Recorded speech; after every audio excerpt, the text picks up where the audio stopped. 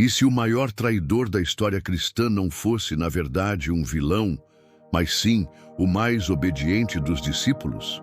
E se Judas Iscariotes não tivesse agido por ambição, mas por obediência direta a uma missão confiada pelo próprio Cristo?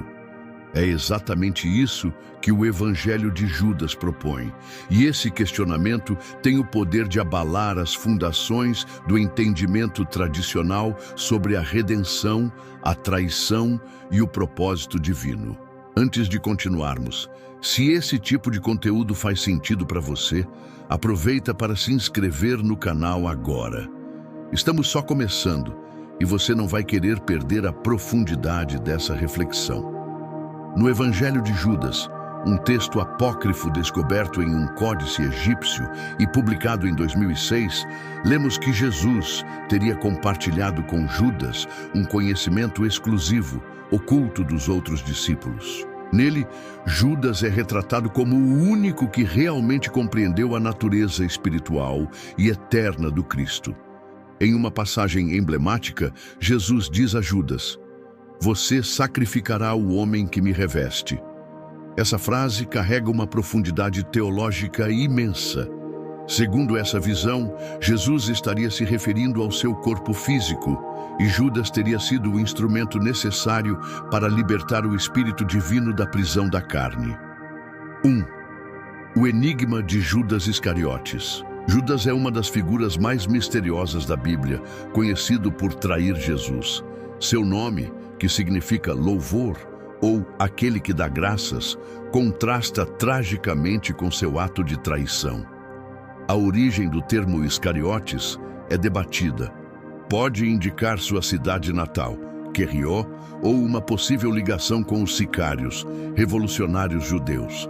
Essa ambiguidade aumenta o fascínio em torno dele. O discípulo que roubava da própria comunidade, Judas era o tesoureiro do grupo de Jesus, mas João revela que ele desviava dinheiro.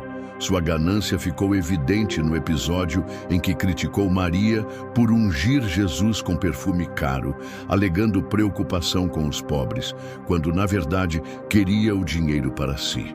A decepção e a traição Judas pode ter seguido Jesus esperando um Messias político que libertaria Israel de Roma. Ao ver que o reino pregado por Cristo era espiritual, sua frustração o levou a traí-lo. Satanás entrou em seu coração e ele negociou com os sacerdotes 30 moedas de prata, o preço de um escravo, cumprindo profecias do Antigo Testamento. O beijo no rosto que marcou a história. No Getsêmani, Judas identificou Jesus com um beijo no rosto, um gesto de amor usado para a traição. Jesus respondeu com tristeza: "Judas, com um beijo traz o Filho do Homem?" Esse momento dramático mostra a profundidade da decepção e a frieza do plano, remorso e um fim trágico. Após a condenação de Jesus, Judas sentiu remorso e devolveu as moedas, mas os líderes religiosos o ignoraram. Tomado pelo desespero, ele se enforcou. Sua morte violenta, seu corpo teria se rompido, simboliza a destruição de quem rejeita a redenção. O plano divino e a responsabilidade humana. A traição cumpriu profecias, mas Judas agiu por livre arbítrio. Jesus disse: "Melhor lhe fora não ter nascido", destacando a gravidade de sua escolha. Sua história serve como alerta sobre os perigos da ganância, da hipocrisia e do coração endurecido.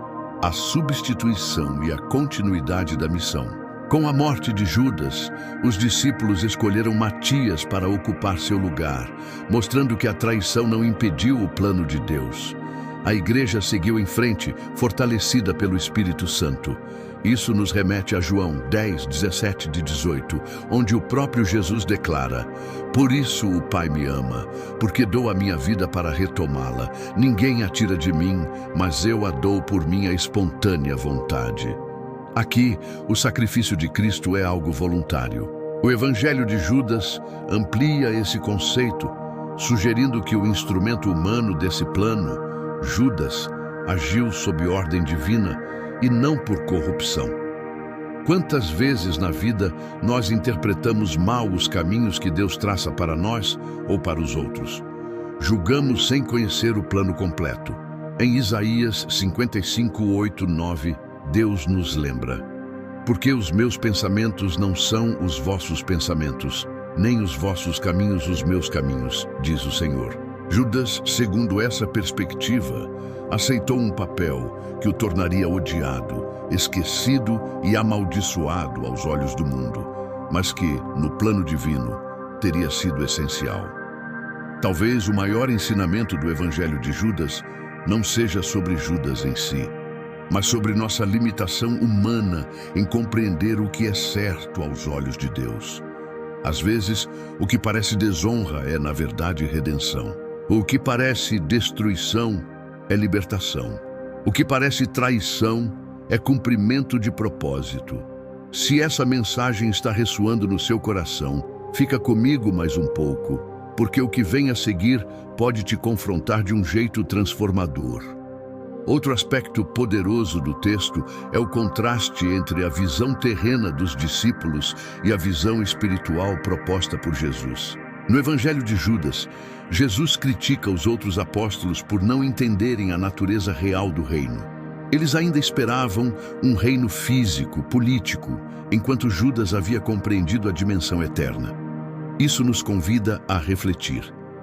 Será que temos buscado um relacionamento com Deus baseado em benefícios terrenos ou na verdade espiritual do reino dos céus? Mateus 6:33 nos lembra: mas buscai primeiro o reino de Deus e a sua justiça, e todas essas coisas vos serão acrescentadas. Quando priorizamos o espiritual, mesmo as decisões mais duras e incompreendidas se tornam parte de um plano maior. Talvez você esteja passando por um momento em que se sente incompreendido, criticado por fazer o que acredita ser certo. Talvez, como Judas neste evangelho, você esteja carregando um fardo que poucos compreendem. Mas lembre-se, Deus vê o que o homem não vê. Ele conhece a intenção do coração. Se esse vídeo te tocou de alguma forma até aqui, comenta: eu escolho obedecer, e compartilha com alguém que precisa dessa palavra. Antes de encerrarmos, quero fazer uma oração com você como forma de gratidão por esse momento de reflexão. Agora vamos agradecer os ensinamentos com uma oração. Oremos.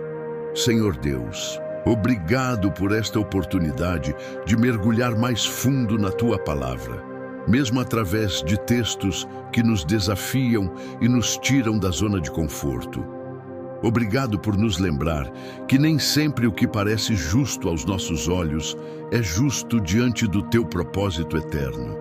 Que possamos ter discernimento para ouvir Tua voz, coragem para obedecer mesmo quando o mundo não entende, e fé para seguir mesmo quando o caminho parece escuro. Que cada pessoa que ouviu essa mensagem hoje receba clareza, paz e propósito em sua caminhada. Amém. Se essa mensagem falou com você, curta o vídeo, compartilhe com alguém que precisa dessa luz e, claro, se inscreva no canal para não perder os próximos conteúdos. Aqui a gente não tem medo de ir fundo. Até o próximo vídeo.